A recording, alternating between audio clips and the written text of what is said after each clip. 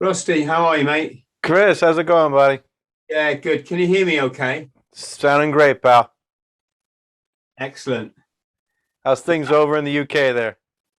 Yeah, they're all right, mate. They're all right. As mad as everywhere else in the world. Everyone's handing their children's freedom over to the corporate psychopaths without even understanding what it's all about. And can't say that's easy to take as a parent, but you know, as long as people keep believing what they see on that box in the corner of the room, we're all doomed, aren't we? Yeah. I live in the Amazon rainforest most of the time. I have my property there, I have my house there, and day will come where I'm gonna skin out of here and not come back, that's for sure. Well, that is like a sort of dream of mine. But the question is, will they come looking for you? Because they don't like freedom, do they? This lot, No. I'll they tell you do not. They do nah, not like people that can think for themselves, and they do not like freedom. no. Um, yes. So, where are you at the moment, Rusty? Are you in the stateside now? Yeah. Yeah, I'm in New York, but not in the city. I'm about an hour and a half north of New York City, right at the base of the Catskill Mountains and the Hudson River. Wow. So Yes. it's nice. You know, we keep to ourselves up here pretty much. And if I need to get to the city, I'm just a train ride away, but not living in it, which is fantastic. Yeah. Good stuff. How did you get to hear about me? Was it through? Oh. I was online. I saw your book, Eating Smoke, Oh yeah. and I read your story, and I was just like, oh my God, dude, you've had one hell of a life, man. Yeah, I've just always tried to live it, mate, to be honest. Yeah. Yeah. What? I don't want to say too much because I don't want to go and then repeat myself in our chat. No problem, man. What turned you on to become a commando at 18? Um, oh, I was homeless living in my car. So homeless for the second time as a teenager, which gives you an idea of the upheaval that I faced as a child. Mm-hmm. Um, very, very traumatizing childhood, you can say.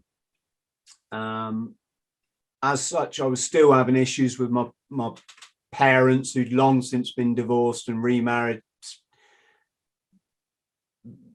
several times. And as I'm there living in my car, my mate knocked on the window and said, "I've just joined the Royal Marines. You couldn't do it." And by that he meant it's just to get into the British Marines Mm-hmm. is tougher than any other military course in the world, with the exception of the special forces, right? Right. It's a 3 days. You go there as a kid, they dress you in the gear, and then they put you through not just all the physical tests. You do all the same physical tests as you do as a commando to get your green beret. You just Mm-hmm. do them without a rifle and what we call a webbing, so your pouches and stuff, your Right. equipment. And of course, it was not that long ago you were at school, and now you're playing with the big boys, or at least you thought they're big boys at the time. Mm-hmm. And um, it's a hard course. It's not just the physical, but you have interviews, and you have what we call bottle tests to test your bottle, your resolve. You have to fall backwards off the high diving board without, you can't question it. You just got to go and over Really? you know, fall into the swimming pool, and they just want to see that you've got a bit of sort of courage, and you've got to know your military history and this sort of stuff. So what I'm trying to say is that 3 days will be the toughest in every single person's life, Mm-hmm. unequivocally. So for my friend to say you couldn't do it, he was laying down the gauntlet to someone who's already, let's just say, internally angry young man. Mm-hmm. Oh yes, I bloody can. And I set myself a challenge. I think it was New Year's Eve. I was drunk, round at my friend's place, and I left the party and I went running around at an old World War II airfield that we had near where we live. So where the Yank pilots and the Commonwealth pilots would have come over to support the war effort. And I ran around this airfield, and it was exactly 1 mile. And had a big, massive rock at the end of it, some sort of igneous volcanic thing sticking out the ground, like something from a Steven Spielberg movie, right? Mm-hmm. And I'm running up this airfield with this rock in the distance. I think it's raining, and it's all this sort of stuff. It's pitch black. I'm drunk, and everything in my body just wanted to give up. Everything. Mm-hmm. About a quarter of a mile in, I'm out of breath. I'm exhausted. I feel my world's just falling apart. What the hell am I thinking? Why would an elite military force want me? You know, am I a loser? My parents obviously think I'm a loser. I'm 9.5 stone. Is that really the I don't know what that is in, what's it, 14 pounds in a stone for anyone listening, because you guys do things in pounds, don't you? Right, yeah. I have no idea. Yeah, so 100 and about 127 pounds. So okay. Not the giant that you'd assume would be joining the toughest military force, basic infantry force in the world. So, and it really became simple in that moment that I learned something that set me up for life. And that is, if I quit, what have I got? What have I got? Nothing. Except I'm going to feel even more of a loser, or actually will be a loser, won't I? Because I will have given up.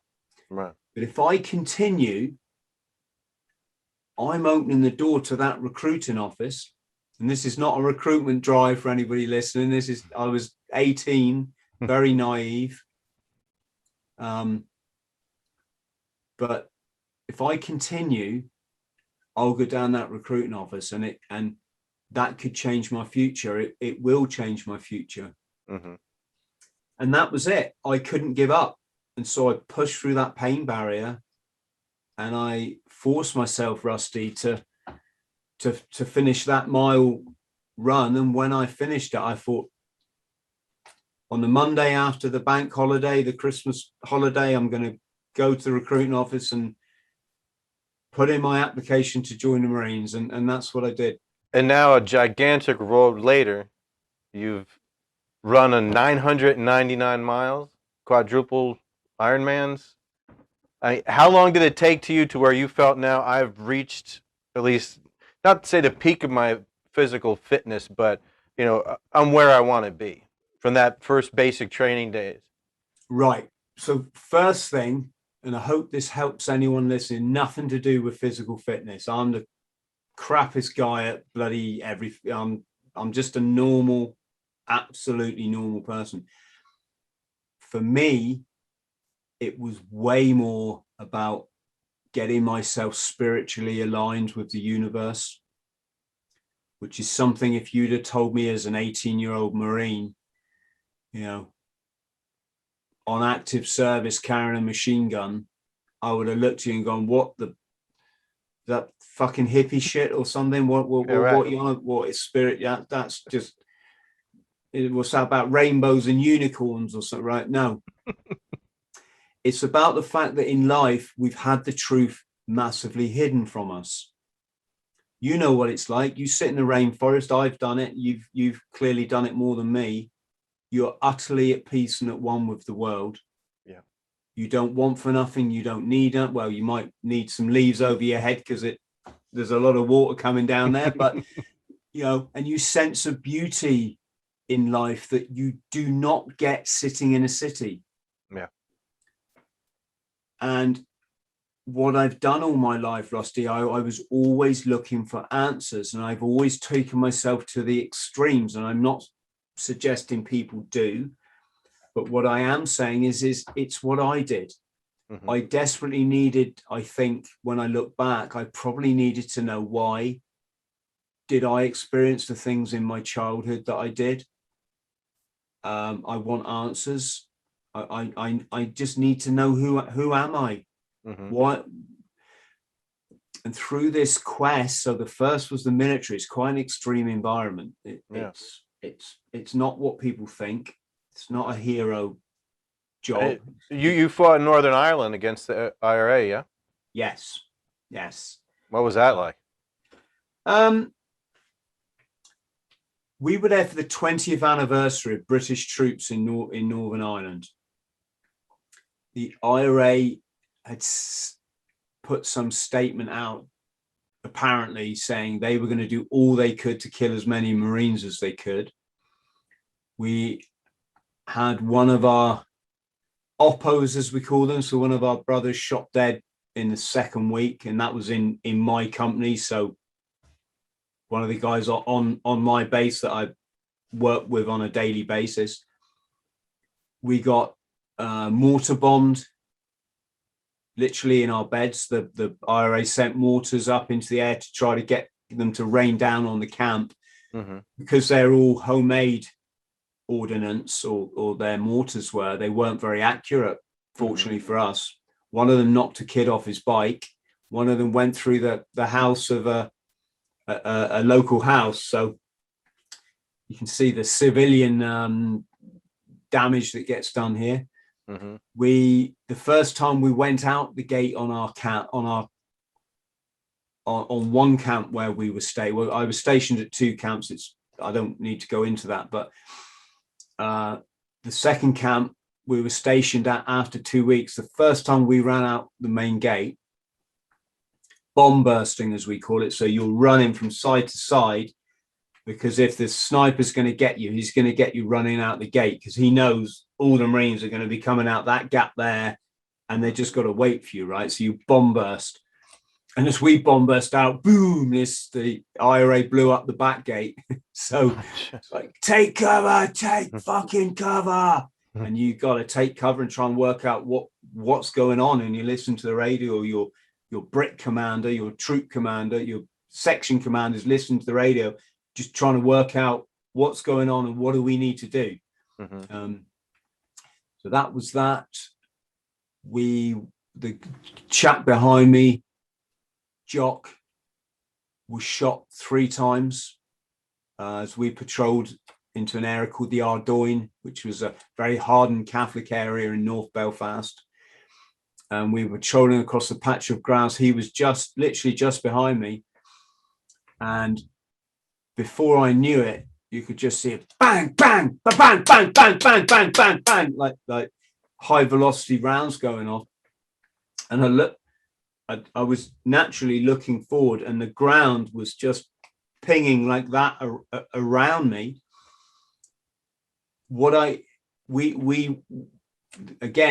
The corporal just screams, take cover, and you all just instantly cock your rifles, and we took cover behind this building.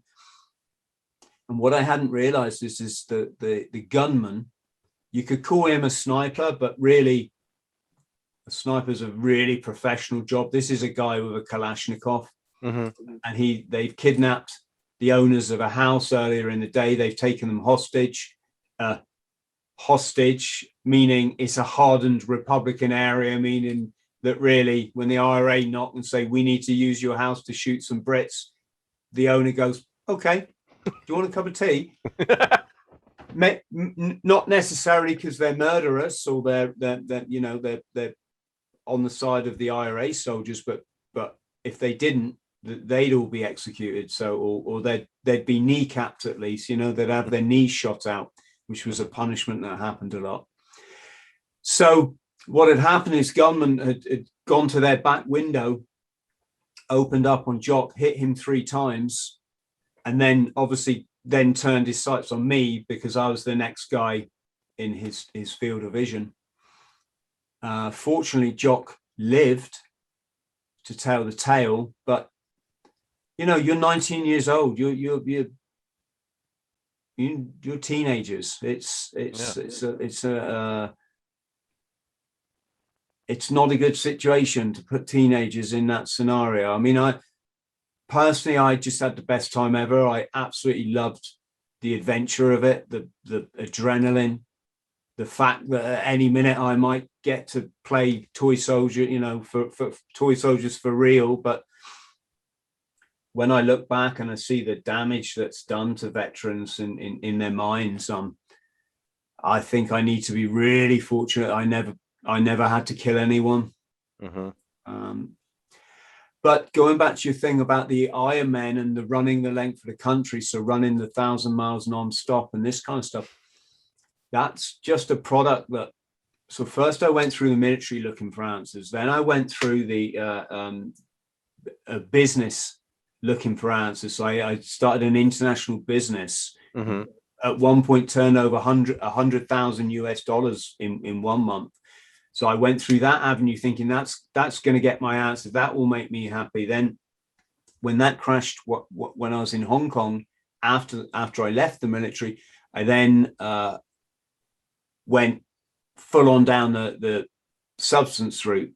Mm-hmm. So for me, it was crystal methamphetamine. Mm-hmm. And I thought, oh, right, well, this is going to maybe, I'm not saying like I spoke out loud like this, but I'm right. Just yeah. Your thought process. Yeah. I'm just trying to guess at what maybe was going on in my head. But, you take a substance, you have experiences you've never had before. You learn a lot about yourself. You find out, I found out that I was actually good at quite a lot of things that they told me at school I was a failure at. So, it's a very interesting road to go down. It's also can be a dangerous one, and it's a journey. Mm-hmm. It's a journey, and some people are fortunate not to come out of it, but I was. And was there a pivotal point that made you start the meth addiction or the meth abuse? Yeah. Let me just finish what the thing about the running. Otherwise, I'll forget, and people listen will be like, "Damn, that guy never finished anything he said." Right? Go for it. The point is, I've been through all these challenges in my life, and they've all been experiential. When I look back, they were just experiences, and what it's allowed me to do, and particularly because I read. I've always read books, which is something that the young people do less and less now, which is very frightening. Mm-hmm. Is I became enlightened, spiritually enlightened. I got it. I get the planet now. I understand what what's expected of me, why we're here. I'm still a novice. I'm make big mistakes, whatever. But when I went up there to Scotland to run the length of the country, to run back down to the south where I live, it's 1,000 miles. I got a 15-kilogram backpack, so that's 35 pounds on my back. I'm going to run an ultra marathon every day. So the minimum I can run a day is 26 miles. One day, I think I ran 52 miles, right? Carrying this backpack. I'm sleeping at the side of the road. I'm grabbing food where I can, cooking it on my camping stove and this sort of stuff.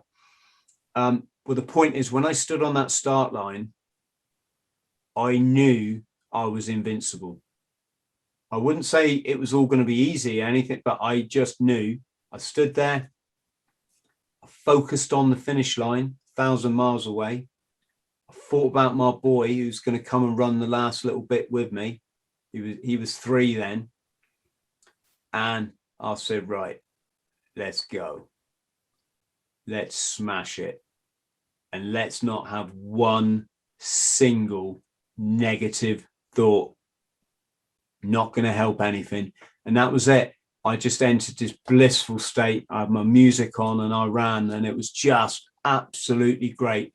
And it's nothing to do with being physically fit, because I'd done no training whatsoever for almost 3 years, having been disabled with a busted disc in my back. So I literally spent a year on the couch, could not move. I was in such intense pain. I had an operation after about a year and a half, and then I had to recover not only from the operation, but then I had to get off the opiate medication I was on, which was so strong, and it again, you know, it takes over your life. And trying to get off the stuff, the withdrawals were awful, and I'm still suffering the effects of it now, and this is years later. So this isn't about being fit. It's about having your head in the right place and understanding your place in this beautiful universe and what you're capable of, and discharging, getting rid of all the mainstream media and the nonsense and the corporate psychopaths that just want to control you, and the teachers at school that are all brainwashed into, you know, putting this agenda on you that trains you to go and work in a factory, but it doesn't train you how to shake hands and say, hello, sir, my name's Chris. How are you today? Doesn't train you how to put your arm around someone when they're upset and say, hey, it's okay, don't worry. You know, all the important things in life, vitally, critically important, that will help you develop the spiritual consciousness. They're all the things that are forbidden in schools, aren't they? Instead, they teach greed, envy. You know, you got to be the guy with a Porsche car or the Mercedes, or you know, excuse me, I'm coming up with European brands here, but is it the Camaro or something? You know, you got to be that guy. You got to be the guy that gets the girls. You know, you got to look like this. You got to work. It's like all of it's just utter horseshit. You ain't got to do any. All that stuff will just make you unhappy. Working in a job your whole life, what you work every single day of your life, except 1 week at Christmas and 2 weeks in the summer, right? And and they give you Sunday off because, you know, they kind of got to, and that's a life, is it? Working for some idiot that you don't even like, and he certainly doesn't like you. He doesn't even come and say thank you for your efforts. Okay, I'm Rusty. I like to talk in extremes just so people go, yeah, I kind of see that, right? Yeah, no, you're hitting the nail on the head, man. So if people are happy with their job, I'm very envious, because I never really were. I never found a job working for other people that gave me the peace of mind and the heart to feel good about life until I started to do my own thing. And now so the whole point of it is I live in paradise, Rusty, every single day. There isn't any other option. I only see things as experience. So there's nothing, you know, I have nice experiences. I'm not saying that, but I don't let life treat me like the roller coaster that it used to. Right. I try not to operate out my ego. So people say, hey, you're a Marine. I'm like, yeah, but I was a Marine when I was a kid, like 32 years ago.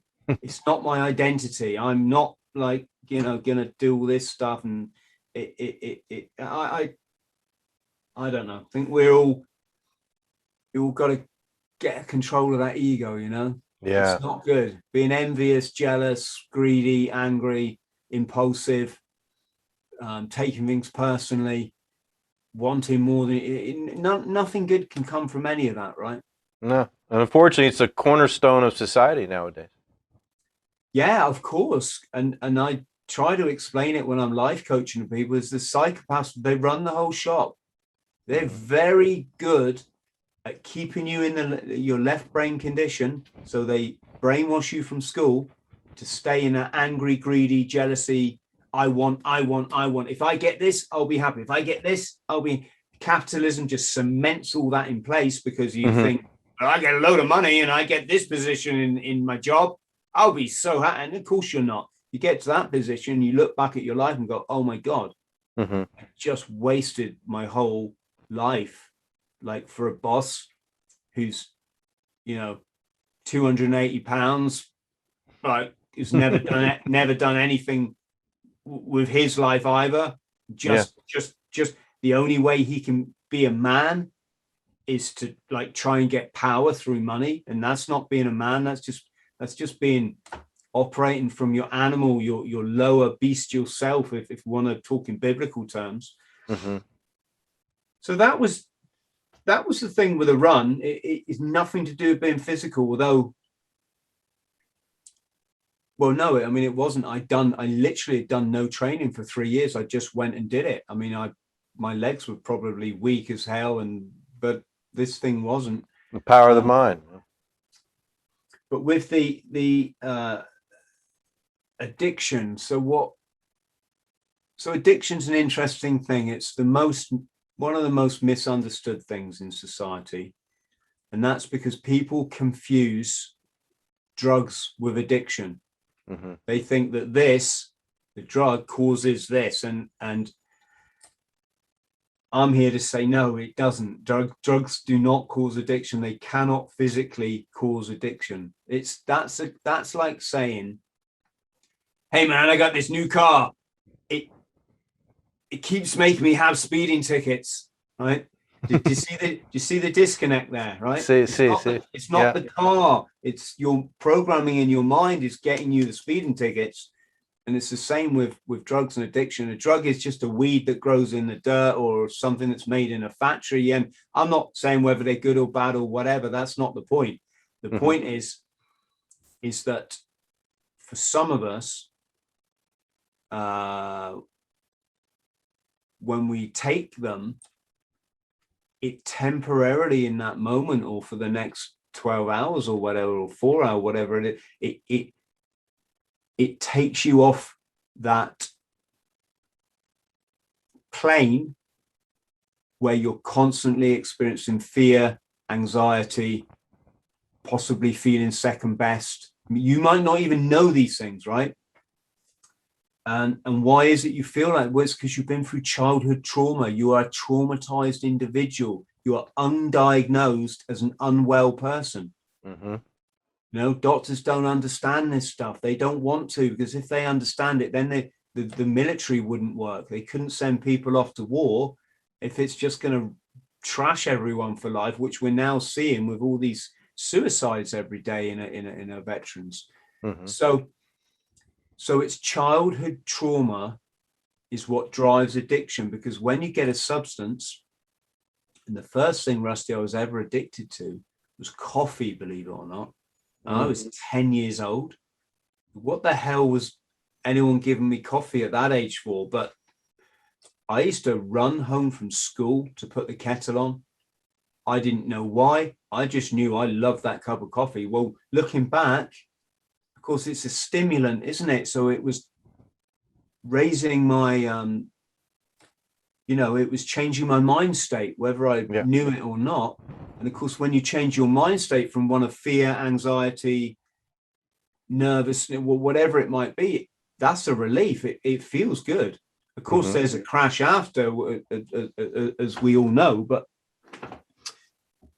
so going back to what you're saying, I got involved in the dance generation, the dance era. So the rave clubs, the going out, wild parties out in the nature, this sort of stuff. And it was incredible. Just an amazing time in all our lives. The music was just, look, it was a one of a kind. I don't think you'll ever hear music like that again. That house music, it originated in Chicago at a club, I think, that was called The House. And it was where black kids and white kids could just come together without fear of any prejudice or nonsense. And they could just dance. And that was the spirit of this movement. And the substance use just raised your consciousness to a different level, and you could appreciate it all and more. But it also broke down barriers between people. So in the UK, we very much have a class system. And my generation was sort of taught that, you got to know your place. So this kid from that family, he's probably going to be a refuse collector, right? We called dustbin men in the old days, garbage can collector, right? This guy, he's not going to be much. This guy, he's going to be a doctor. Oh, yeah. Oh, and we believe that whole shit, that these were like different quality of characters. course, you're there in a dance club, and you popped a pill or whatever, and suddenly, like, you realize this guy's just the same as you. You're human beings. That's it. That's bottom dollar. There is no difference. It's all fabricated. It's all socially constructed. This, yeah, well, I wear a suit, so I'm this. I drive this, so I'm this. Well, I listen to this music, so I. No, you're not. You're just deluded. We're all exactly the same. And if you want to take it one stage further, we're all carbon molecules. Our body's made of carbon, the same as every other thing in this universe. And that's a real leveler. When you start to think that way, actually, like, I'm no different to a tree. Yeah, I've got a consciousness, but that's just because through years of evolution, if you believe in evolution, my body has developed this fluids and flesh in my brain with an electrical current running through it, which allowed this set of molecules to remember stuff and compute and process stuff. That's all it is. It's just, plants aren't yet that developed, but they're fairly developed. So really, you're just kind of a more developed plant. Yeah. Whatever, we're all just partly. Rusty's there. He's my brother because he's no different to me, and I'm no different to him. He's just the universe experiencing life from over there in America. I'm sat here in the UK, but we're all the same. If you looked at our blood under a microscope, we're the same. If you look at ourselves, we're the same. Just two consciousnesses have developed, and that's because life is really clever, and it's so clever it wants to experience it. It wants to experience itself, right? So the problem was, Rusty, I went to Hong Kong, and my business had promptly collapsed. This business that I talked about, and I'm there. I've now left the Marines to run this business. I put 3 years of hard work into this business. I'm now £8,000, so about $12,000 overdrawn to the banks, in debt to the banks. I rented my house back in the UK out to a virtual stranger. I don't even know if she's going to pay like my mortgage or anything. My girlfriend came to Hong Kong, took one look at the place and went, see ya, this isn't really for me. So I'm there. I was living with my business partner in an old shack at the back of his place. And every night the rats used to run across my blanket. In fact, I woke up one night and the rat was just sat on my knee, like looking at me. I just woke up and I looked at him. And then I went, woof, and I hoofed him over across the room. And I remember him doing a triple salco. And I'm living in a rat infested building. And this is this scenario that faces a lot of servicemen, is you suddenly become lost. You don't know how to deal with life. I hadn't had to for 7 years. It was all taken care of. If I had any problem with my health, I went to see the doctor, and within 2 weeks, I had an operation or whatever it might be to fix it. None of this, like in the UK, you need an operation, you go on a waiting list. Okay, it's free because we've got a health service here, but you might be on that waiting list for 18 months. They don't care that you're in pain for 18 months or you're taking this toxic medication in you. They don't care about, In the Marines, you need an operation. I had a tattoo removed. Went to the doctor one day, said, Doc, I'm thinking about having this tattoo removed. I did it when I was young. It was stupid that within 2 weeks, I've got a tattoo removed. My wisdom teeth started coming out. Next week, they took my wisdom teeth out. It's really a protected environment. All you got to do is say, yes, sir, and be willing to shoot a gun. That's it. Everything else is taken care of, right? So now I've got bills to pay, albeit not a lot because I'm in Hong Kong, so I'm not even like living in my own house, but I've got to suddenly get a resume together, which I don't even know how to do. And I haven't got anything to put on it because all I've been is a fighting man for 7 years. And there isn't a lot of call for that in Hong Kong or anywhere else in the world. There weren't many jobs in Hong Kong anyway, because it's part of China. Okay, it was under British rule back then, but it's essentially a city in China or an island in China. And I'm working in a crazy company. It was a computer company I worked in. I was supposed to be selling DRAM chips, so the memory chips that you put in your computer. Mm-hmm. And I hadn't, excuse me a sec, Rusty. No, go right ahead. I had it too.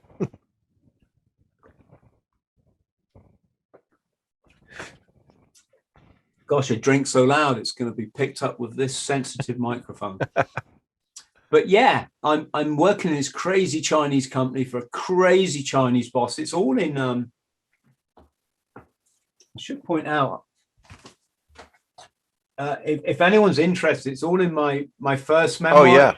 Eating Smoke. Mm-hmm.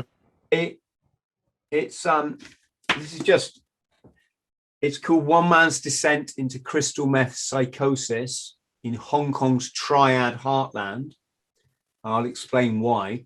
And that's the first of my 3 memoirs. The third memoir is the story of the running the length of the country and how I just decided to smash it and kind of did, even though I fractured my leg on the run, but that's another story. But there I am in Hong Kong working for this crazy Chinese boss in a crazy Chinese trading company, supposed to be selling these DRAM, but I couldn't make a single deal because the market was so fickle and I didn't speak the language, of course. So I was just there as literally, I was employed for 7 months as eye candy.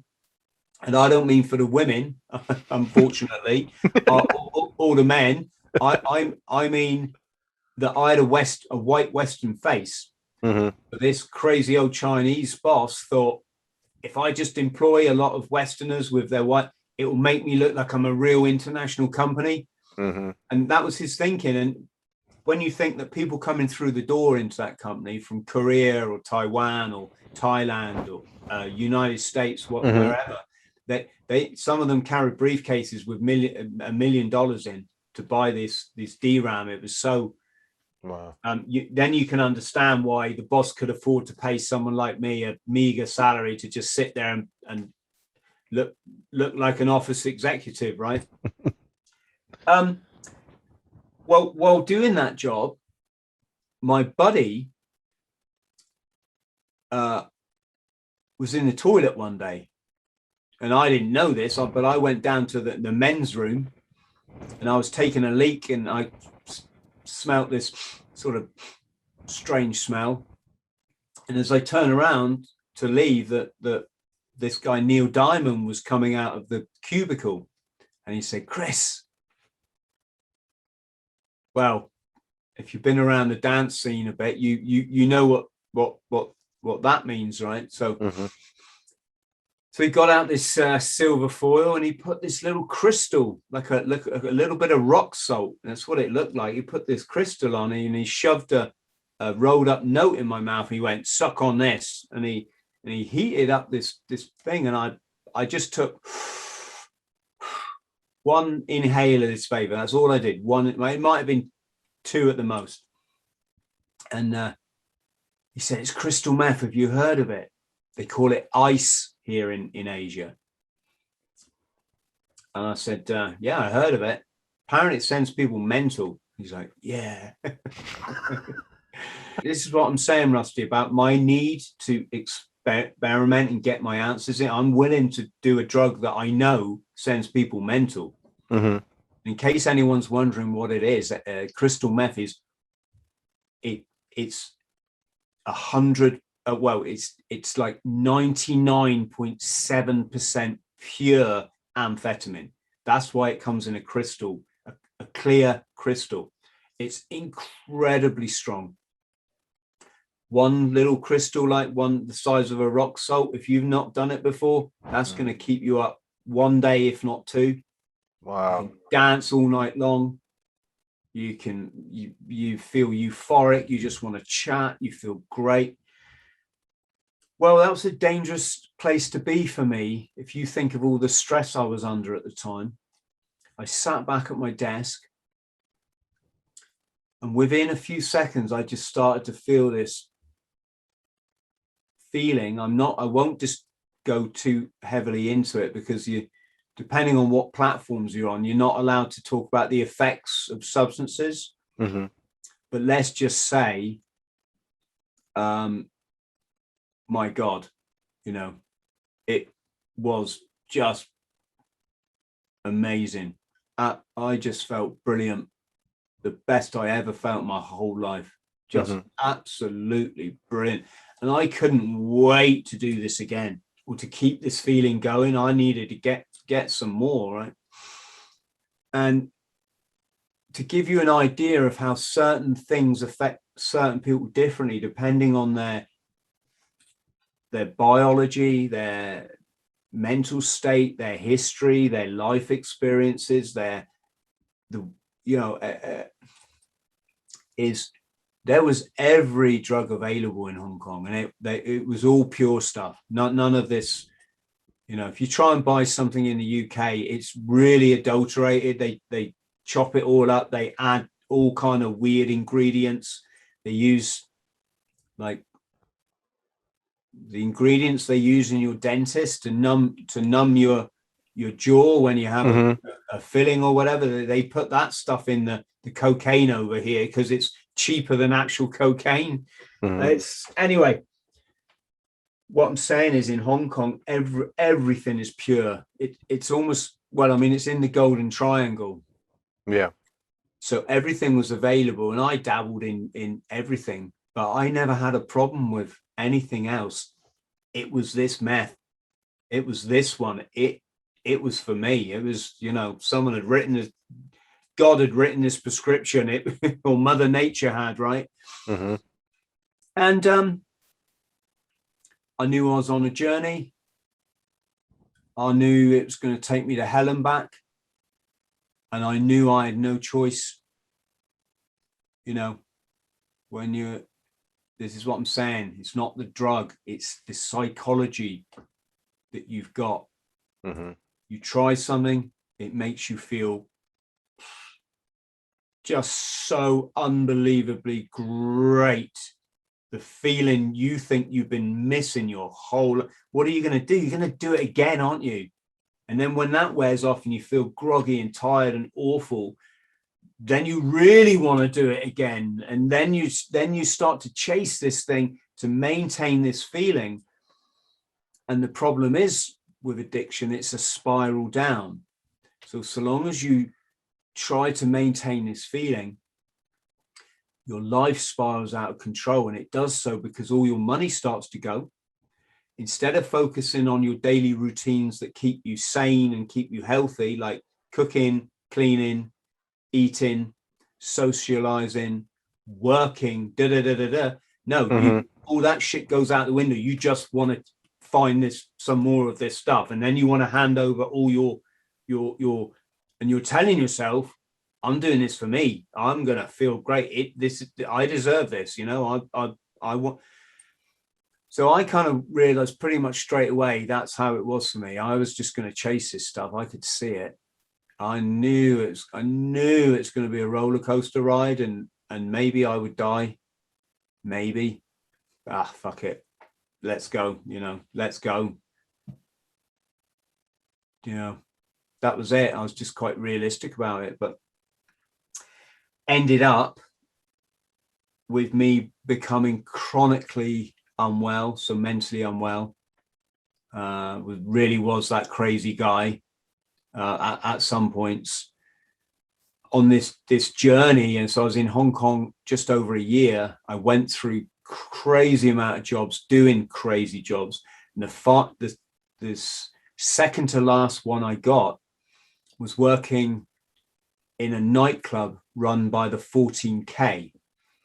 And the 14K are Hong Kong's most notorious Triad family. I mean, they're all pretty bad, but this one, you know, the 14K, when you go to downtown Chicago or whatever in the Chinatown, they will run all the restaurants. You know, this is how powerful they are. And they consist of a pyramid structure with certain levels, similar to something like the Freemasons or a corporate structure. And at the bottom, you have magi, little horses. So the runners, the errand boys, the street fighters, they're all bloody like to fight like Bruce Lee, you know. Their weapon of choice is a chopping blade, so the meat knife, and they will they will gang attack their enemy if they want to exact revenge. You're not trying to kill them. They're just trying to chop them up bad to say, don't mess with us again. Mm-hmm. Above that, you have called Dilo, big brother. That's gang leader. So I was working for the Dilo in the nightclub that he was in charge of running. Mm-hmm. Might sound a bit kind of extreme, but when you travel around the world, you quickly realize the mafia or organized crime, they run all the red light areas, the club lands, the disco. Yep. They pretty much run it all. You know, it's the same thing in Turkey, Istanbul, same thing in Bangkok, same thing in Hong Kong. It's not a, you know, what I'm trying to say is my story isn't really that special. Mm-hmm. It's just quite unique because I got to see a side of mental health that most people don't get to see, as in I was completely mad. And I remember every single thing about that madness, so I can write it down and explain to people, this is what it's like. And at the same time, in my more sort of lucid moments, I'm working for the 14K as a nightclub doorman, right? And they don't know, well, I'm trying to hide the fact that I'm chronically now addicted to this meth. Mm-hmm. I'm trying to hide it from them. I'm trying to hide it from the punters in the club. I'm trying to function in my job. But at the same time as working in this thing, I'm going out clubbing. When I'm not there, I'm going to my nightclub across the road, my favorite nightclub, and I'm dancing all night. And this is my cycle. There's no sleep in this equation. Wow. In fact, one time I didn't sleep for nine days. I was just so high for 9 days. Work, go across the road to my favorite nightclub, dance all night with my, you know, people that I knew, friends, go back to a party, an after party in the morning, shower, iron a shirt, go and work on the door for the Triads. And it's not a recipe for good health. Mm. And after that 9 days, I woke up, I was in a hotel room, and I woke up to find 2 policemen there just shaking me as hard as they could. And I'm like, okay, get off. What? And I couldn't remember who I was, Rusty, you know. Wow. They said, what's your name? And I'm like, Chris? Yeah, it's Chris. What do you do? I'm a DJ, right? All I could think of is my name was Chris and that I was a DJ. And I was giving them the job that I'd been fired from 3 months earlier or something. You know, I was no longer a DJ, but that's all right. I could just remember I was called Chris and I was a DJ. This is how, you know, this is the effect of 9 days without sleep. And what had happened is I'd been working on the door. I'd got chatting to a girl. We'd kind of gone out clubbing after and hit it off together. And we'd gone back to a place called the Half Day Hotel. And the fact that you could book it for half a day gives you an idea of the sort of place this was, right? And of course, as I got down to, how should we say, doing the business, I must have just fallen asleep because I'm exhausted. I haven't slept for 9 days. Of course, this girl's woken up and I'm just dead to the world. I'm guessing. Mm-hmm. And she's gone. It's gone past the half day, and the Chinese owners of the hotel, they want more money. They're worried I'm not going to pay, and it's stupid, you know. I mean, they should have just left me. And when I went to get out, go, oi, you owe us more money, but no. Mm. And they called the police, and the police had then come and given me this. And the crazy thing was, as the police turned to walk out the room, one of them just turned around and went, and don't do the drug. So they'd seen all, you know, they'd obviously seen all this before, right? Yeah. ended up, Rusty, with me trying to shin across a wire between two skyscrapers. I won't go into details. It's all in my book if anyone wants to learn more. But I was utterly convinced in my head that my commando training back in the UK, where they teach you to pull yourself across a rope on your stomach with all your equipment, you have to pass that as a commando, British commando. I was utterly convinced that wasn't training me to go to war or something like that. It was prior planning for Hong Kong, where I had to crawl across this wire between two skyscrapers. I lived on the top of one. It wasn't actually a skyscraper, it was a tenement block, but very, 20-floor buildings, like 70 meters high. Yeah, it's high enough. Yeah, and I got it in my brain. If I could crawl across this cable, because that's what my Marines training for.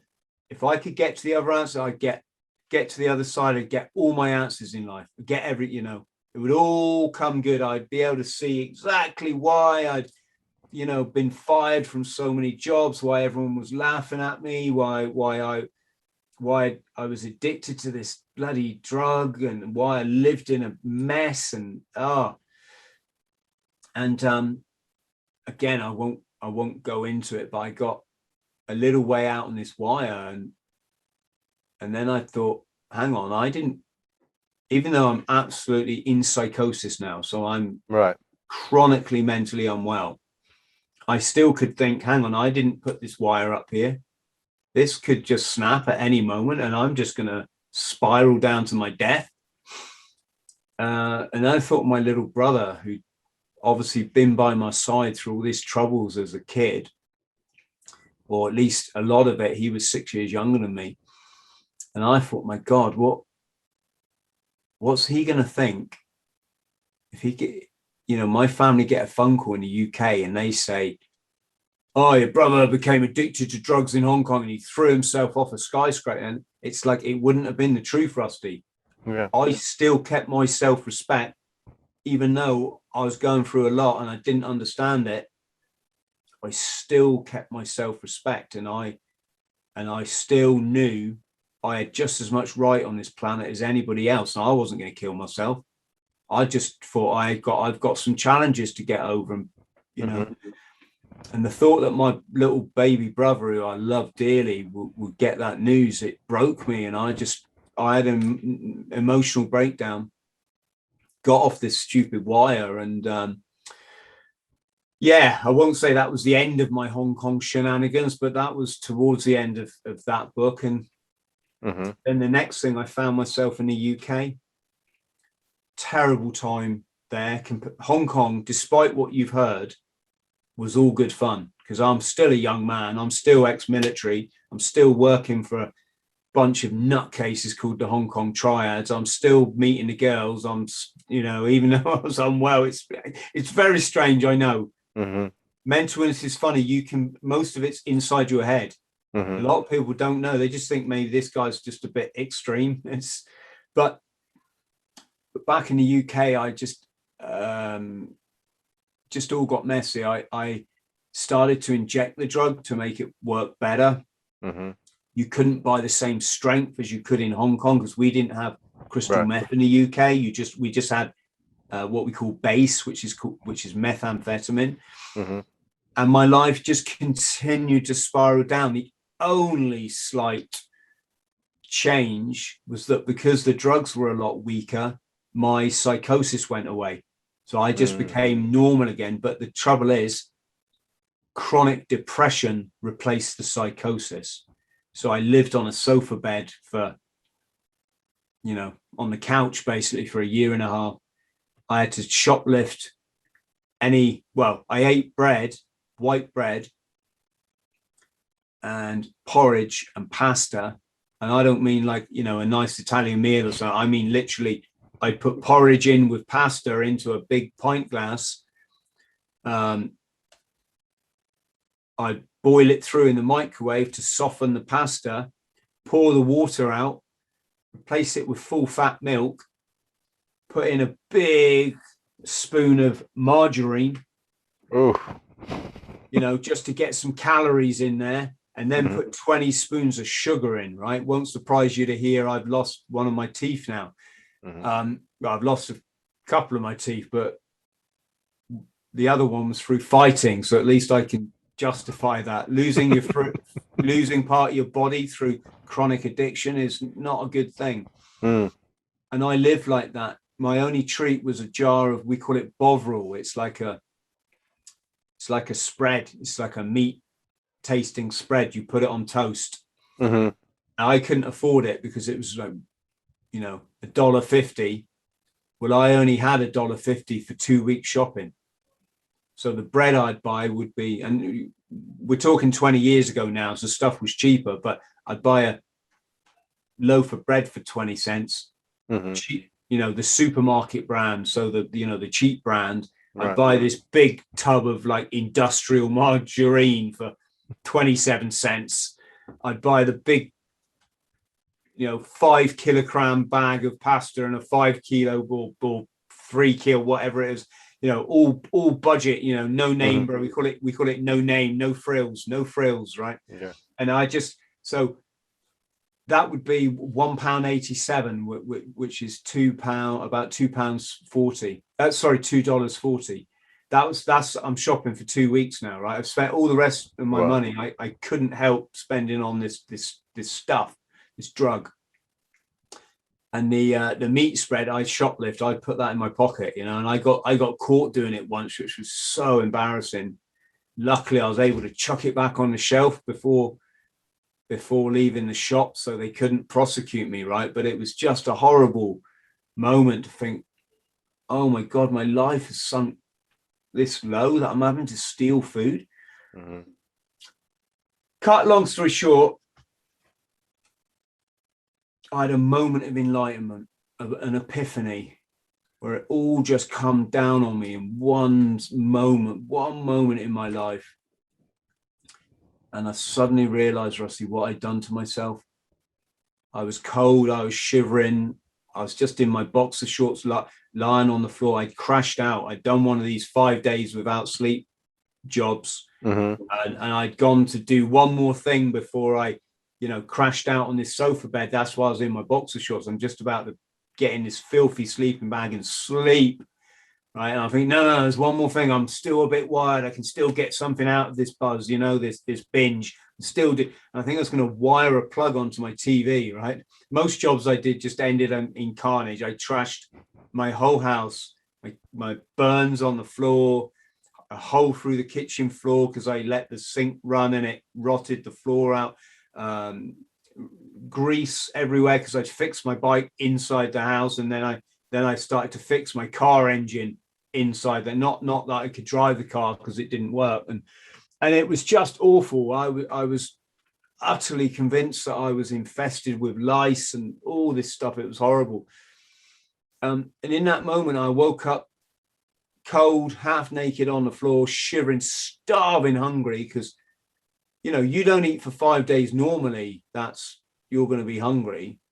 Yeah. When you've expended enough energy to run like 10 marathons while you haven't eaten for 5 days, then you wake up ravenous, like a hunger you can't explain to people, like a wild animal hunger. And there I was. I realized what had happened is I'd gone to wire this plug onto my TV or fix the plug, and I just crashed on the floor. Woke up 36 hours later in the same place, shivering, wanted to go out and get some food, which would have been just a cheap pie or something, or what we call funny enough, a pasty, one of these things. It's what our old coal miners used to eat. There it is, yeah. Anyway, but I couldn't go out of the house because I'd become too ashamed of myself, and I was cold, shivering, tired, hungry, embarrassed, in shock, scared, and this has resulted in a sort of agoraphobia. I didn't want to go out that door. And in that moment, Rusty, I'm like, oh my God, Chris, what's happened to you? What have you fucking done? You used to be a handsome young Marine that if I went downtown for a few beers with the guys, I'd wake up in the morning, I have all these phone numbers in my pocket from girls. Sorry, folks, I'm just telling you how it is. I'm not, obviously I'm not 20 years old anymore. But that's, yeah, I used to have a brand new or a nearly brand new BMW car in the drive. It was just class. I had a phone before people didn't know what they were. And he said, what's that? Oh, it's a phone. Phone? You carry a phone? Let's have a look. And it was like an old Motorola or Right, yeah. no. They're like $1,000 and $7 a minute. Yeah, it wasn't quite the big brick that the first phones, but it was kind of next generation to the what we call the brick. Mm-hmm. And yeah, I had an international business. I used to go around wearing a suit, and whereas I don't buy into all that stuff now, at least I had the option of buying into it when I was young, and Mm-hmm. I did it. It made me feel good. And here I was, I'm shoplifting my food. I'm dressed in clothes that I haven't, well, I wasn't even dressed in clothes, but the clothes laying on the floor were like 5 years old, 7 years old, had holes in from, blood stains on them. My training shoes, my sneakers, I'd stolen off a heroin dealer because he robbed my money. I'm putting bleach in the bath, and I'm taking a cold bath because I can't afford to have the heater on. So I'm just having a cold bath with bleach because I think that I've got this infestation, which was just not imaginary, but it wasn't an infestation. It was just that this chemical is just making you itch all the time, right? Mm-hmm. Of course, no one can explain that to you because no one talks about drugs back then. No one talks about mental health. It's all just hidden. There's no one that can help you. You're trying to work all this out yourself. And in that moment when the light was shining through my window, I thought, Chris, this world, mate, ain't going to change. It's always been here. It's always going to be here. Well, this universe has, but you can change, and you've got to, mate, because look at your life. It's a fucking mess, man. Mm-hmm. Yes, this stuff was fun in the first place back in that office in Hong Kong. I learned a lot about myself. It maybe it set me free in a way, from well, maybe I don't think you ever get free of the trauma, but you get free of the bonds that it places on you, the shackles that trauma puts on you. It got rid of that. I found out I was good at stuff, and I could draw, I could paint, I could write books. I've written 7 now, right? No teacher at school told me I might be an international best-selling author, right? Yeah. Why not? Why not? They should have done. They should have been like, go on, son, go for it. But and so I made a promise to myself. I thought when you was a little boy, Chris, adults treated you badly and they shouldn't have done that. They should have looked after you. But now you're treating yourself badly. That little boy that got so damaged, he's a man now, and yet you're treating him badly still. I don't know if this makes sense, but it's like I'm still that little boy, Rusty. Yeah, absolutely. So what I'm doing, and I'm shoving needles in my arms and pouring bleach in my back. I'm doing it to that little boy. No different. He might have grown up, but I still feel like I'm that little boy, right? And it becomes quite simple then. Does that little boy deserve this behavior? No, absolutely not. And who can take charge of that? Well, that's me, isn't it? Okay, so what are you going to do? All right, I'm going to cut down on the drugs. Yes, I don't want to be an angel. I don't want to be a choir boy. And I certainly don't want to badmouth drugs because, they set me free. Ironically, despite the state I'm in, they set me free, right? But I can't be a slave to this addiction any longer. It's not working. I've become ashamed of myself, and that's not good. So from that day forth, I made a commitment. I made a promise every day without fail. I get out of bed in the morning as early as I could. I'd throw open the curtains and I'd say, thank you. And I'd smile at the morning sun. And I'd say, thank you, Mother Nature, for giving me this chance at life. I'm lucky to be here. This is not a punishment. I'm lucky to be here, right? And I'm not dead yet. A lot of my mates are, or mates in the Marines were, but I'm not. And I'm going to go out and live my life. I made a second commitment, cut down on the gear. You don't have to spend all your money on that shit, Chris, you know? And the only reason I resolved just to buy a little bit every fortnight instead of spending all of my benefits check on it was because I couldn't work a way around the excitement that you get when you think about taking drugs. It's called acting out. It's a bigger addiction as the stuff itself. Getting the needle out, getting the spoon, going visiting your dealer, cycling home, excited, knowing that, whoa, you know, I knew I wasn't over that. Yeah, I wasn't over the ritual yet. So have the ritual, just have it spending $10 instead of, you know, 100. And then you've got $90 left then to spend on food, or £90, obviously. And what happened was, and the third commitment was I would take action. I would do one thing a day towards my future, towards my dream future. And you've got to remember, I was doing nothing a day for 2 years towards it. Nothing, I mean, except smashing my house up and desecrating my body. I'll do nothing, you know, nothing. This was going to be different. So I walked to the washing up bowl in the sink and turned on the tap. You guys call that a faucet, right? Yeah, you know? Tap as well. Yeah. Filled the bowl, put some washing up liquid in, and I washed the dishes. And I tell you what, rather than be a chore, something that I used to hate doing, I used to let it build up for 2 weeks because I was just too depressed to do. I felt different. I felt something's changed in me. This is different now. And I can't ever go back. I'm on my trajectory now, you know. I'm off. And I just knew I could never go back. I just knew it. And that was it. I never tried to be an angel. I never went to any self-help groups. I never went to, you know, Narcotics Anonymous or anything like this. I never went to see a doctor for any support. I just did it all myself, Rusty. I preferred doing it that way. I never tried to be hey, I don't do any of that stuff anymore. You know, I didn't want to, I'd enjoyed partying. That wasn't the issue. The issue was I had a mental health condition called addiction that I needed to sort out. And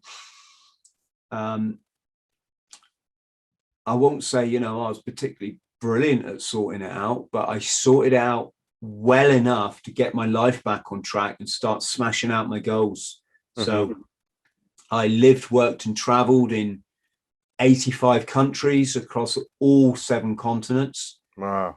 I backpacked through every single country in North, Central and South America. I've taught street children in post-war Mozambique. I've driven volunteer journalists to India and back as on board a coach, so a bus, to write articles about people living in poverty. So I'm looking at my map up here.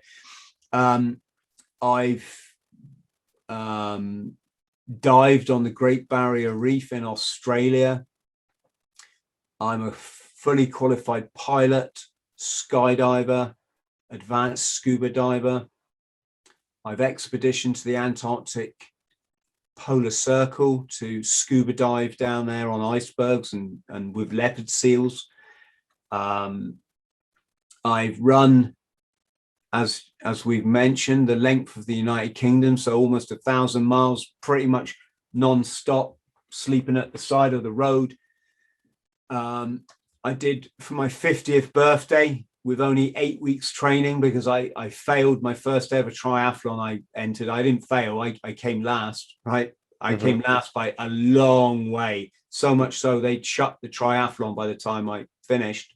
So I said, okay, 8 weeks time, I do a quadruple Ironman. So I did 4 Ironmen in 7 days, 8 weeks later.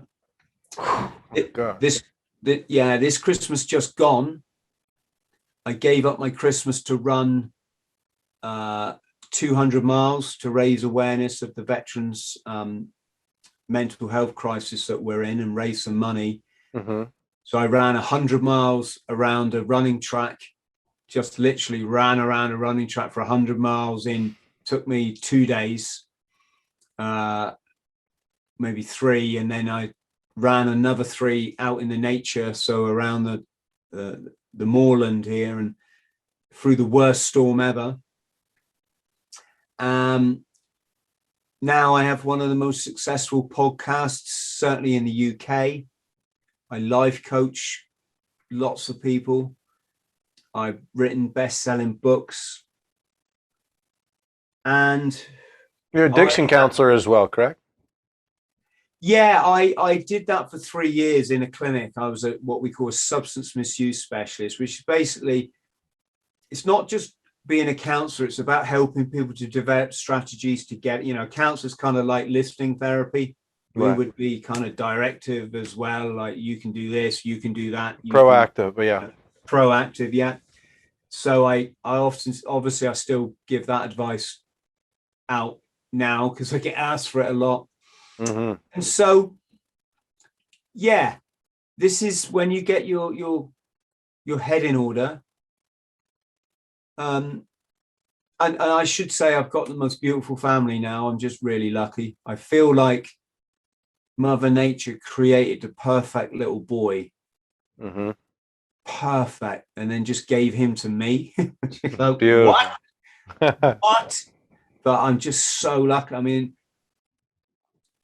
it's like I've got a little version of me and now I can actually look after him, Mm-hmm. It's just like having a little one of me, except I can do the stuff that I didn't Yeah. have, I didn't get, So, and my girlfriend is just like, honey, I want to run 1,000 miles and I want to spend, $10,000 of our savings so I can take time off work. And all right, baby, you'll do it. Go on. Honey, I want to do a quadruple Ironman and I'm not going to see you guys for yeah, that's fine, hon. Go on, you just go and do it. Hon, I need like $8,000 to run across the desert in October. Yeah, just spend it on Will. It's only money. I'm really, really fortunate that I've met such a good girl. And yeah, that's my story, Rusty. Sorry if I talked a lot, but no, that's why you're here, pal, and that's exactly what I wanted. You raised some money for the kids in Mozambique by firewalking, like longer than anybody's ever firewalked before. What's the story on that? Yeah, that was a funny one. God, excuse me. So when I left the Marines to go and run this business in Hong Kong, which I'd started part-time while I was in the Marines give you approximately $4,000 to retrain. Excuse me. And again, I just remind people, this is 20 years ago, so that was quite a lot of money. Yeah. Well, I spent my $4,000 to go and see Tony Robbins, the world famous personal development guru. And I went on a 3-day seminar in London. And on the first evening, Tony got us all to roll up our trousers and take our shoes and socks off. We all walked out in the car park, and there's about, I don't know, let's say 1,000 of us, maybe 2,000, and there's about 20 fires burning. It's burnt down to hot ashes. He says, right, you're all going to do the firewalk. And he put us through a set routine that you get yourself mentally prepared to do this thing, that if you're mentally prepared, you just don't burn your feet walking on these hot coals. To be honest, I don't think anyone really knows why you don't, but you don't. As long as you are in trance and you're focused, you're in trance, you're focused, and you just go. So what happened was, as I was recovering from this addiction phase, I was still a bit, I was still a bit rough. I thought, well, okay, so two things. I picked up a newspaper in a petrol garage, in a gas station, as you'd call it, and I opened it, and there was an advert in there said volunteers required to go and work in Africa. And I thought, it was a free newspaper, so I could just take it, right? So I took it, I chucked it in the back of the car, and there was something about that. I thought, wow, that would be such an experience, wouldn't it? I didn't really know what it would entail. Would it be like throwing out bags of grain to starving people or something? I didn't know. I just pictured the sun beating on my head. And then one day I actually sat down and I gave it a couple of weeks, didn't think about it. And then one day I thought, should I just call that number? So I called the number, and it was an office in London, and it was someone speaking on behalf of an organization in Scandinavia, in Norway. And I said, yeah, I'm interested in this working in Africa. And they said, okay, can you come for an interview in London in 3 weeks' time? So I went there. I went for this interview. I'm all dressed in my suit. I've got a tie and everything and a briefcase. And I walked through the door, and it's just like a load of hippies all there with ripped jeans, T-shirts, baseball caps. And I'm like, all right, take my tie off quickly, take my jacket off, shove that in my bag, pull my shirt out. I'm like, right, hi guys. And so, it was a bit of an eye opener, but did this interview, and I was probably the only person there that went to Africa. Well, went to Norway to train for 6 months, to then go and work in Africa for 6 months. And it spun my head.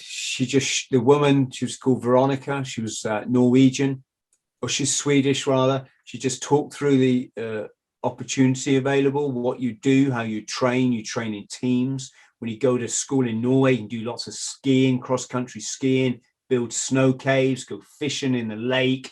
I was just like, I'm sold. I'm just so sold on this. I have got to do this. Then you go to Africa and you work with the kids, and you maybe dig a latrine one day, and you speak the language, you learn to speak Portuguese, and you might teach in a classroom and this sort of stuff. Oh my God. Well, what it did, Rusty, it gelled with an innate need in me to give something back. I can't really explain it. Some people watching will know exactly what I'm talking about, but when you've been through a severe traumatic experience, and part of your recovery, Mother Nature requires you give something back. I don't know why it works like, but you do. You just, and my thing is, I got to go and help these kids, Funny enough, I saw a news report. This is back in the days when I used to watch the news on the TV. And it was about a famine in the Sudan, and see these kids like dying, and the flies are crawling in their eyes and stuff. And it had quite a profound effect on me. And I knew, watching this news, I've got to go and work with them kids. I didn't know, I didn't probably even know where the Sudan is and Mozambique is, if I was honest. I didn't know that, I could help the kids in my country. That would be a great thing to do. I was young and I didn't know any of this. I just thought, Africa, yeah, let's go. And so I came back from this meeting in London. There was only one little spanner in the works. And that was, I needed to find £2,000 to pay for my accommodation in Norway while I studied. Everything else was free. But I had to pay for my food and accommodation, and it was about $3,000, right? And I'm there, I've just been able to shoplift my food. How the hell am I going to find 2,000? But I'd made my mind. I'm going to do this, So I decided to do a charity fire walk using the skills that Tony Robbins taught me. Wow. And I took myself off one evening down to the riverbank of the River Tamar, if anyone wants to type that into a search engine. It's on the border between Devon, the county of Devon, and the county of Cornwall in the UK. And I took myself down. It's an estuarial inlet, and the tide was out, so I had all this flat area to make a fire. And I just gathered a load of driftwood, cut down a load of reeds. I built this huge fire, 12 foot long, set fire to it, and I just watched it as it burned into the night. And then when it was just a glowing bed of embers, kicked my shoes and socks off, and bang, I walked this fire. And it was nice, you know, because you got to remember, when you're suffering with addiction, you got to fight the fact that society's so prejudiced. They have such an obscure, they don't understand mental health. And if you have a mental health problem 20 years ago, you were outcast from society, and no one wanted to, you know, and by mental health, I mean addiction. Like, no one understood it. They just see a substance and they think, well, you're choosing to take that, so this is your fault. They don't get that. No, I told you, I said it in Hong Kong, I knew I had no choice. I'm on a roller coaster. I'm on a roller coaster. I've got to go for this. So let's just freaking do this and get it over with, right? So to do that fire walk, I felt good, Rusty, you know. Sure. I knew I wasn't a loser. I always knew I wasn't, you know.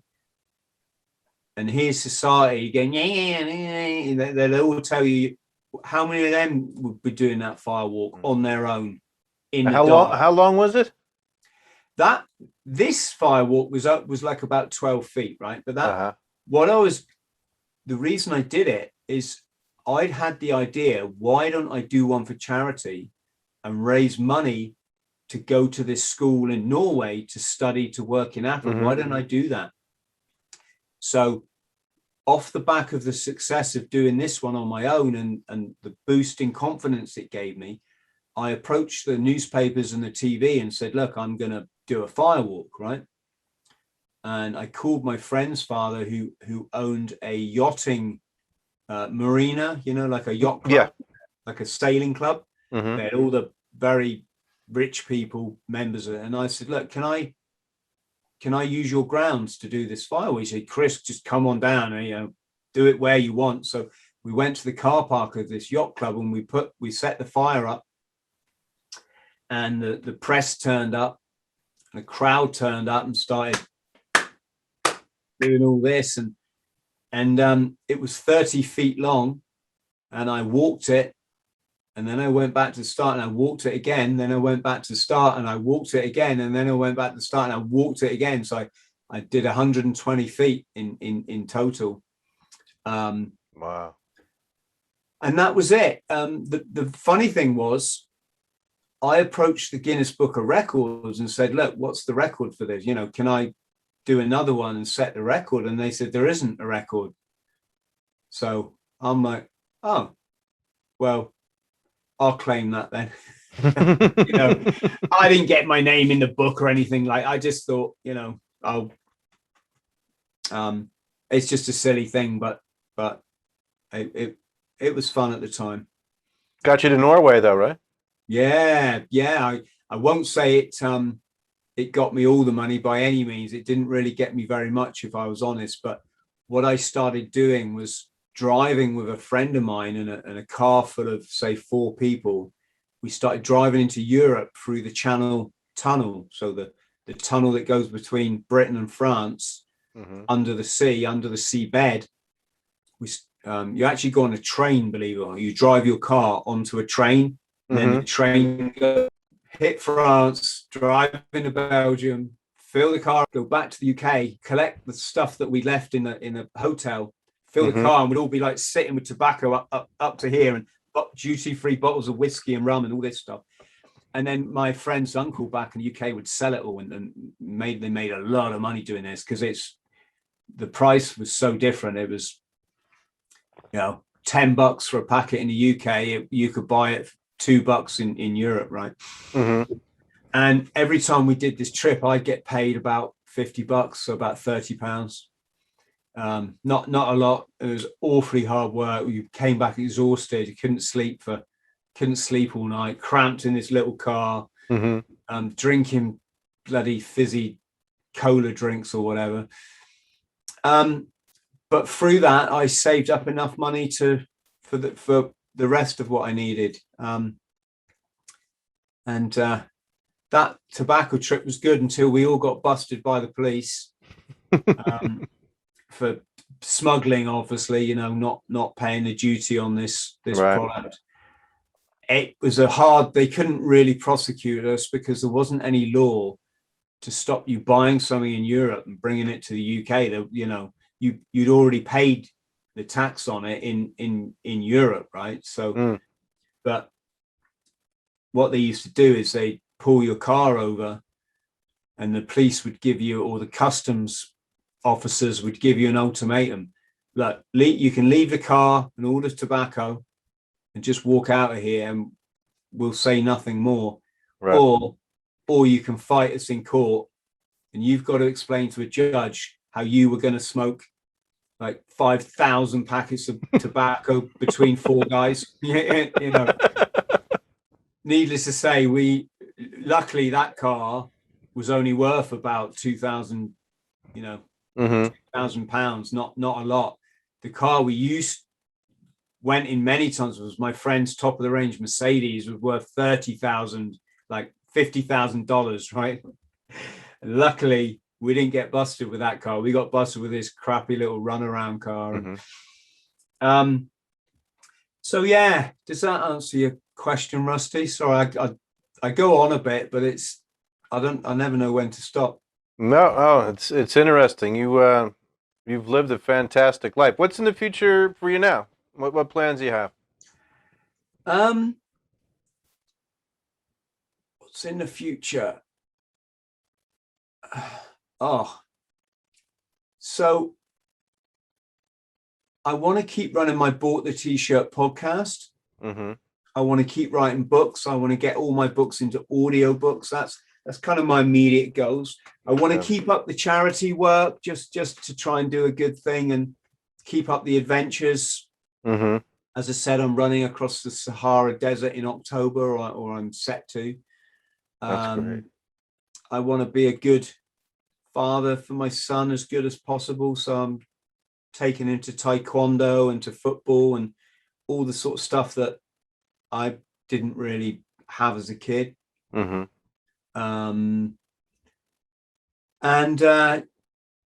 Just keep living in paradise. I mean, when you live in paradise, it doesn't really matter what you do, you know. There's nothing more. There's stuff that's fun, but my level of happiness, I don't think it can get any higher. It's, you know, well, paradise is paradise, isn't it? Yeah, if only that positive attitude of yours could be contagious, this world would be a much better place for sure. Yeah. Well, for anyone listening, you know, who might be struggling, believe in yourself. You have as much right to be in this universe as any other personal thing in it, right? You are golden. You might, even if you don't realize it, you are, you know, some people say God, some people say this. So I just say Mother Nature. You know, she loves you. She created you for a reason, and you're perfect. And you got to start believing that, right? And getting out there and hold your head up, hold your shoulders back, you know, smile, say hi to people, you know, don't be this phone zombie that's just brainwashed into this horrible way of just self-obsessed and self-absorption, right? And if you're struggling, take action. Do what I did. I told you, smile at the morning sun. That's your gratitude. Ultimate self-acceptance. So in the morning, I say, Chris, get out there today and be a fucking legend. You know, it's a bit, I'm not trying to sound as egotistical as that sounds, but it's, why not? You get one life. Mother Nature thinks you're a legend, so go and be one, right? If she didn't think you're a legend, she wouldn't have put you on the planet. So I do that. I take action. So I act when I'm depressed or I'm anxious or I'm unhappy, rather than, you know, I might take a day off and sit on the couch and drink a beer or eat chocolate or whatever, you know, but I know when I'm doing it that I will get back on the horse. I will, you know, just let me be for a day, maybe 2. It's okay to not be okay. And it's okay to spoil yourself, you know, Call in work, just say I'm not coming in, whatever. But then you get back on the horse and you take action and you make that phone call you need to do, or you book yourself onto that skydive you've always been wanting to, or you put in for that marathon. It's not that hard, folks. Believe me, I ran 1,000 miles with no training. You can do a marathon. They're not hard, right? Whatever your thing is, you know, if you want to put in for that position at work, do that. If you want to get rid of that job and retrain, do it. Call the college, find out what's going on, go and meet someone. Action creates action. One simple action will get you back tenfold. On top of that, I eat what a human being is supposed to eat. So what my hunter-gatherer ancestors ate for millions of years, right? I don't eat toxic Western diet, right? So my meat, I keep it minimal because, you know, we weren't that clever enough to catch meat as, you know, that's a modern thing, being able to have cows and sheep and goats. That's modern. That's like in the last 4,000 years. If that's your 4,000 years there, sorry to the people listening on iTunes now, you can't see, but I'm holding up 4 fingers. We've been around like not just this long, but 25 times that long. Our evolution hasn't caught up with eating this huge amount of meat and the refined carbohydrates. When we are hunter-gatherers, we wouldn't have eaten rice, not because it's not tasty, but because how long would it take you to pick enough rice to feed you, your family, and your tribe? It would have taken you weeks, right? It's only because we got modern farming methods that we can have all these like starches in our diet. And what this stuff does, it causes acid in you. So I test myself. If I lick that now, it's going to come up green. It's going to tell me my body's pH neutral, right? What it should be. If it comes up red, that means I got to look forward to heart disease, cancer. You know, you've got to eat what you're meant to. Don't believe the food companies. They're owned by psychopaths that hate you. Not, you got dairy in your diet, get rid of it. Dairy's for cows, baby cows. Milk is for baby cows. It's not for you. You know, okay, I have a bit of cheese now and again. If I go out in the town, you know, and I just say, can I have a coffee? I don't ask them for bloody soy milk or what. But understand the alkaline balance is so critically important to being enlightened. And it's a wonderful way to be, you know. It's also a product just to help people. I use this product called Super Greens. I don't get paid for this, guys, although on my channel, I have got an affiliate link. But I hold this up because I love all people and I want them to be as happy as I am. This is Super Greens. It's concentrated vegetables, right? So if you haven't got time in your day to like cook a whole plate of veg or get a big salad, you can just have a glass of that and it alkalizes your body. It flushes all the acid and the toxins out. That's what I do. Turn off the mainstream media. Absolutely. Yeah, if you're one of these guys, you got Sky News or CNN always playing, you are just going to be brain where you will not know what real life is. This is the mouthpiece for the sociopath, the elitists that hate you. They use these new channels to brainwash you into living in fear, right? And there's never been a better example than the last 2 years to see what fear can do to a society. Fear has made people hand over their businesses to the psychopaths because they've all gone bankrupt, right? Fear makes a rational thinking adult cover their child in alcohol gel, right? A toxic chemical, and think that that's like good. Fear can make an adult put their underpants on the face when they go shopping and think that that's like a good thing to do. It's freaking insane what fear can do, right? Now, in the UK, I'm not talking about anything specific here, folks, because I don't want to get anyone in any trouble on these platforms that censor our freedom of speech, but they've just made it legal again to hug people, right? Fucking thanks for that. Oh, I can hug my girlfriend. Oh, thank you. You're so kind. You are so you know, I needed you to tell me I can hug people now. Thank you.